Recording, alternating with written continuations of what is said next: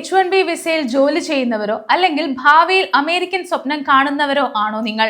എങ്കിൽ നിങ്ങളുടെ തൊഴിൽ സുരക്ഷയെയും വിസ സ്റ്റേറ്റസിനെയും കുടുംബത്തിന്റെ ഭാവിയെയും നേരിട്ട് ബാധിക്കുന്ന വളരെ നിർണായകമായ ഒരു വാർത്തയാണ് ഇപ്പോൾ US നിന്നും പുറത്തു വരുന്നത്.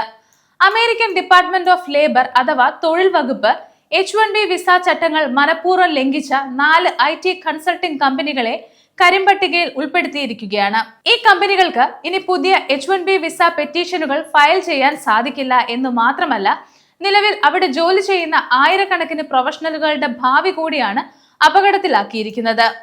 അമേരിക്കയിലെ IT മേഖലയെയും മറ്റു പ്രൊഫഷണൽ രംഗങ്ങളിലും ജോലി ചെയ്യുന്ന ലക്ഷക്കണക്കിന് മലയാളി പ്രവാസികൾ ഈ വാർത്ത വളരെ ഗൗരവത്തോടെ കാണേണ്ടതുണ്ട്.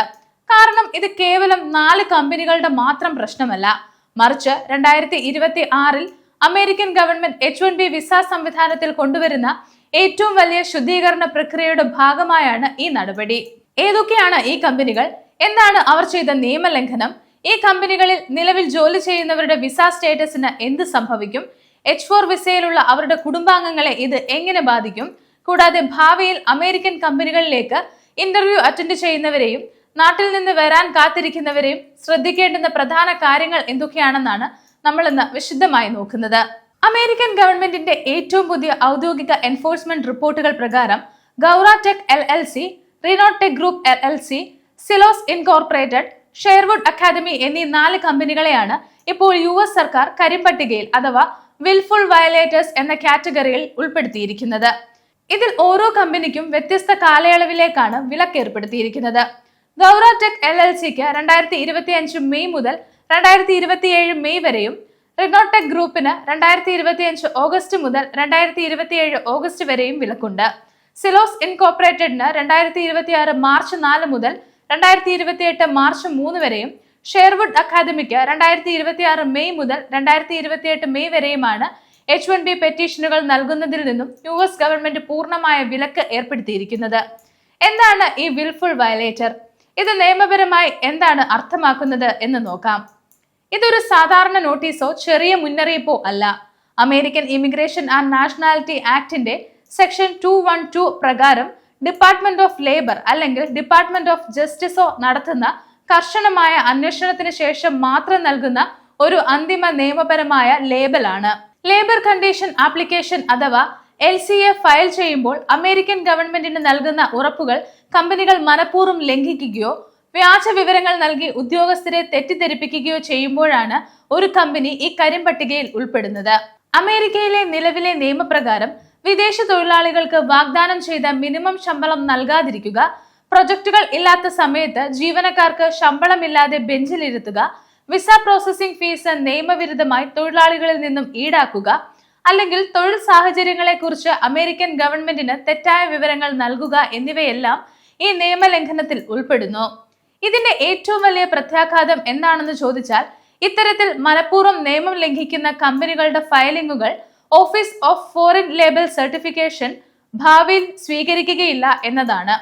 അതായത് ഈ കമ്പനികൾക്ക് പുറത്തു നിന്നും ഒരു പുതിയ ജീവനക്കാരനെ അമേരിക്കയിലേക്ക് കൊണ്ടുവരാനോ അമേരിക്കയിലുള്ള മറ്റൊരാളെ തങ്ങളുടെ കമ്പനിയിലേക്ക് H1B വിസ ട്രാൻസ്ഫർ വഴി എടുക്കാനോ സാധിക്കില്ല. ഈ കരിമ്പട്ടികയിൽ ഉൾപ്പെട്ട കമ്പനികളിൽ നിലവിൽ H1B വിസയിൽ ജോലി ചെയ്യുന്ന ജീവനക്കാരുടെ അവസ്ഥ എന്താകും? അവരുടെ വിസകൾ ഉടൻ തന്നെ അമേരിക്കൻ ഡിപ്പാർട്ട്മെന്റ് റദ്ദാക്കുമോ എന്ന 2 ചോദ്യങ്ങളാണ് പലരും ചോദിക്കുന്നത്. നിയമപ്രകാരം ഒരു കമ്പനിയെ കരിമ്പട്ടികയിൽ ഉൾപ്പെട്ടാൽ ആ കമ്പനി വഴി ഇതിനകം അനുവദിക്കപ്പെട്ടിട്ടുള്ള H1B വിസകളെ തൽക്ഷണം ബാധിക്കില്ല, അല്ലെങ്കിൽ വിസകൾ റദ്ദാക്കില്ല.